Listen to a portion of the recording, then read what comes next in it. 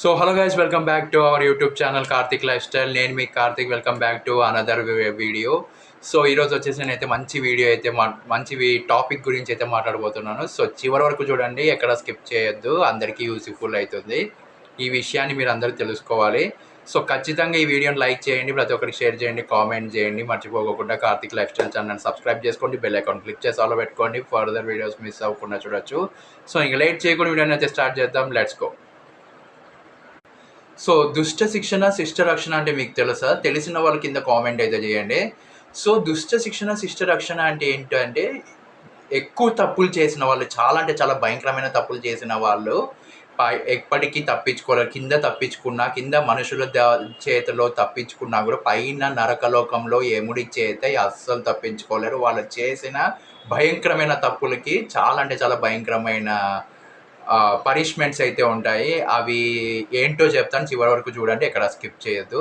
ఇంకా శిష్ట రక్షణ అంటే మంచిగా బతుకుతూ 10 మందిని మంచిగా చూస్తూ పాజిటివ్నెస్తో ఎవరైతే ఉంటారో, అండ్ 10 మందికి హెల్ప్ ఎవరైతే చేస్తారో, ఎప్పుడు ఏ తప్పు చేయకోకుండా ఉంటారో అలాంటి వాళ్ళకి ఎప్పటికీ దేవుడైతే అండగా ఉంటాడు.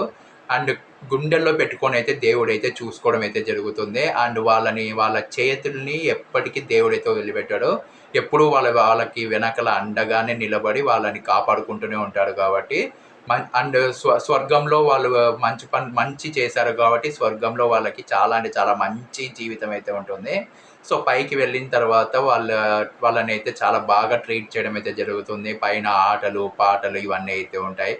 సో ఎవరైనా ప్రతి ఒక్కరు తప్పులు చెయ్యొద్దండి, ఓన్లీ మంచి చెయ్యండి. మంచి చేస్తే మనము చనిపోయిన తర్వాత కూడా హ్యాపీగా అయితే ఉండొచ్చు. సో ఎందుకు అంటే, తప్పులు చేస్తే ఏమీ రాదు. పోయిన తర్వాత మనం పైకి వెళ్తే నరకలోకంలో చాలా అంటే చాలా భయంకరంగా హింసిస్తారు. అండ్ ఆ పనిష్మెంట్స్ మాత్రం చాలా అంటే చాలా భయంకరంగా ఉంటాయి. ఒకసారి చెప్తాను, వినండి. సో 'అపరిచితుడు' సినిమాలో చూశారు కదా మీరు, తప్పులు చేసిన వాళ్ళకి ఎలాగైతే ఏస్తారో, క్రిమి భోజనం అని, లేకపోతే కుంభీ పాకం అని, ఇవన్నీ నిజంగా ఉన్నాయి ఇవన్నీ. సో తర్వాత వేడి నూనెలో వేయించడము, అండ్ మనల్ని ఫ్రై చేయడము, ఒక్కొక్క తప్పుకి ఒక్కొక్క పనిష్మెంట్ అయితే ఉంటుంది. అవన్నీ చూసిన తర్వాత, వినిన తర్వాత ఖచ్చితంగా మనమైతే మారిపోతాము. ఆ క్షణం నుంచి మంచి తప్ప చెడు చేయకూడదని అయితే మీ అందరి మైండ్‌లోకి అయితే వచ్చేస్తుంది. సో తప్పు చేసే వాళ్ళని ఖచ్చితంగా ఆపండి. అలాంటి వాళ్ళ మీద గొంతెత్తండి, నో ప్రాబ్లమ్. సో ఎవరు తప్పు చేస్తున్నా కూడా ఆపండి. అండ్ తప్పు జరుగుతూ ఉంటే వెళ్ళి ధైర్యంగా ఆపండి. ఎందుకంటే మీ వెనకాల పోలీసులు ఉంటారు, అందరూ ఉంటారు, మిమ్మల్ని కాపాడతారు కాబట్టి.